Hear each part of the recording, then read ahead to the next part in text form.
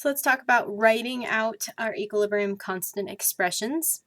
We have two different situations that we can look at. One is a homogeneous equilibrium. The other is going to be a heterogeneous equilibrium. But for our homogeneous equilibrium is going to be where we have an equilibrium where everything is in the same phase. So just like with our homogeneous catalysis, everything was in the same phase. So for our homogeneous equilibrium, we have all species in the same phase.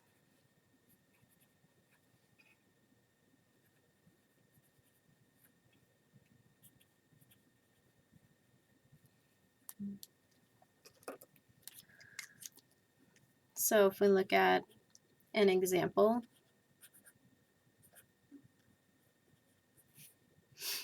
we have N2O5 forming NO2 and oxygen.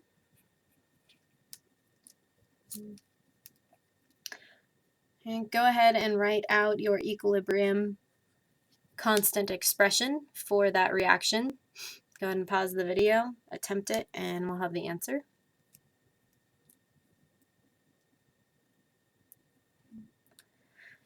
So we have our concentration of NO2 to the 4th power times the concentration of oxygen divided by the concentration of N2O5 squared.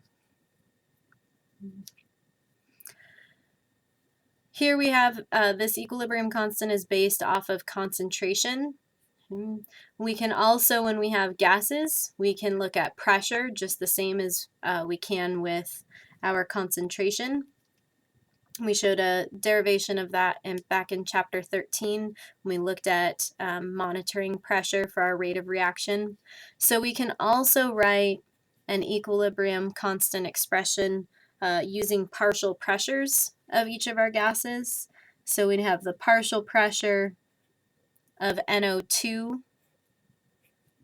to the 4th power times the partial pressure of oxygen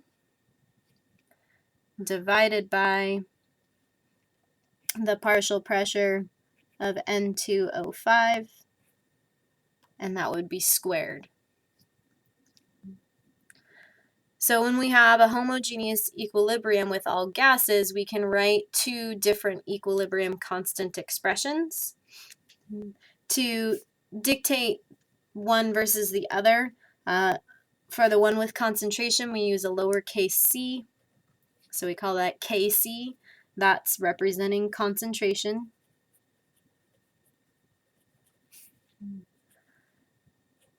And then for our equilibrium constant expression using pressure, that would be Kp, so our P representing that we're using pressure values instead of concentration, so instead of molarities.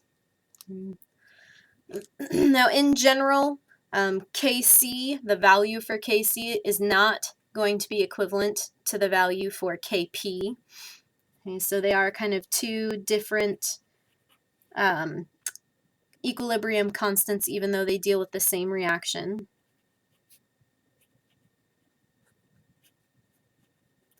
If you happen to come across an example where Kc is equal to Kp, that just is a random circumstance that those two numbers happen to agree.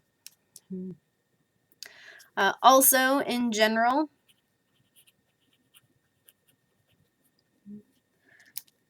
K, our equilibrium constant, Kc or Kp, is considered unitless.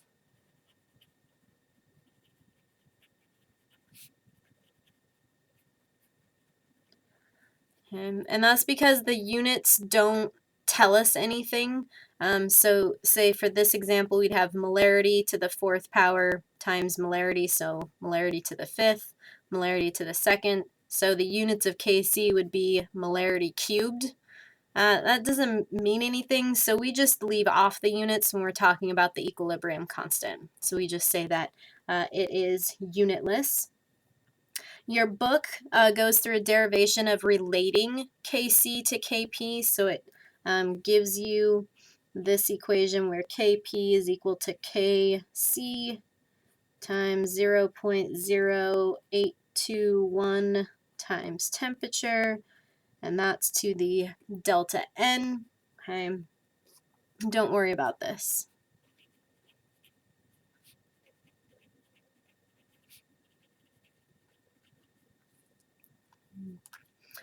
This delta N would be your change in total moles of the reaction. So just so you know, delta N would be your sum of your N, your moles of gas in the products, minus the sum of your moles of gas in the reactants. Okay, so in this case, you have 5 moles of gas in your products minus 2 moles of gas in your reactants, so you'd have a delta N of 3 for this reaction here. Definitely not going to test on this, and you shouldn't need it for sapling, but in case you are given a Kp and need a Kc, that's the equation that you use. So now that I've said an example or a question that I wouldn't ask, what is an example that is something that I could ask on an exam?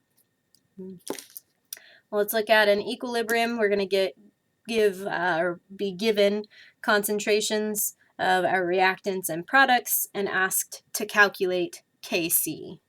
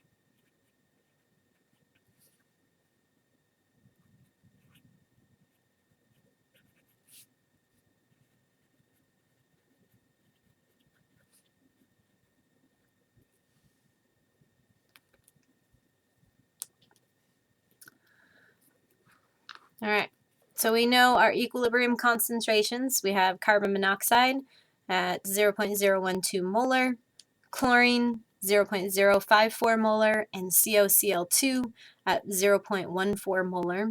And we need to calculate Kc. So first off, we need a balanced chemical equation. So we know that we are taking carbon monoxide, which is a gas, and we are reacting that with chlorine, which is also a gas. And we're in equilibrium because we're told about equilibrium concentrations, so we know we have a double reaction arrow. And we're forming CoCl2, and we know that that's a gas.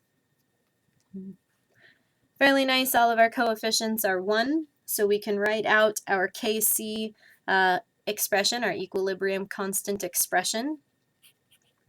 So Kc is equal to our products over our reactants.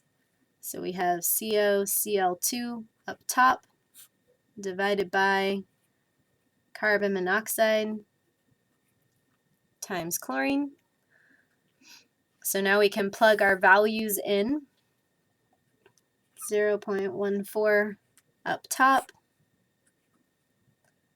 0.012 times 0.054.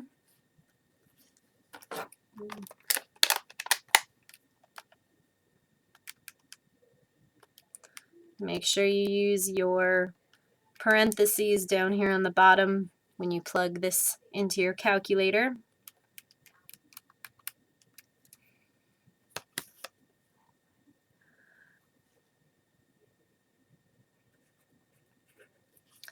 So we get 216, or we're worried about 2 sig figs. We could also write this as 220. Definitely on the exam, I would accept either, but do make sure that if you're given, say, multiple choice, you need to identify that a calculator giving you 216 in significant figures wise would be 220.